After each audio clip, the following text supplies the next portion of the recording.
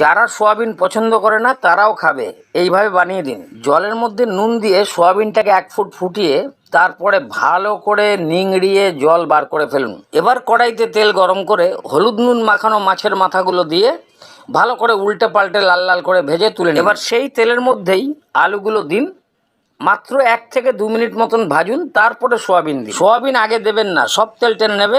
আলু খালি ফাঁকা মাঠে দৌড়াদৌড়ি করতে থাকবে। তাহলে ভাজা হতে থাক, একটা মশলা বানিয়ে নিন। হলুদ গুঁড়ো, লঙ্কার গুঁড়ো, জিরের গুঁড়ো, ধনে গুঁড়ো, নুন, সামান্য একটু জল দিয়ে ভালো করে গুলিয়ে নিন। এতক্ষণে সোয়াবিনটা ভাজা হয়ে গেছে, এবার তুলে নিন।